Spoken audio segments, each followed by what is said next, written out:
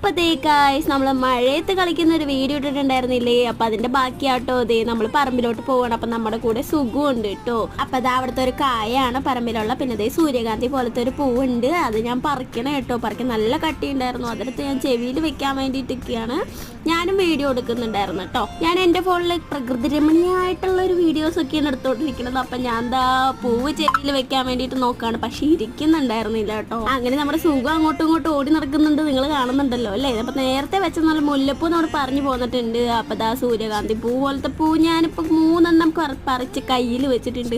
അപ്പം ഞാൻ 3 കൂടി എടുത്ത് തലയിലും വായിലൊക്കെ ഇട്ട് വെക്കാൻ വേണ്ടിയിട്ട് പോവായിരുന്നു കേട്ടോ.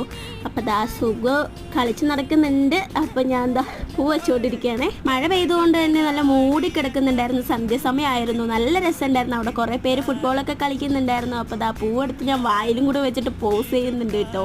അപ്പോൾ ഇന്നത്തെ വീഡിയോ ഇത്രേ ഉള്ളൂ ഗൈസ്. Tata bye bye.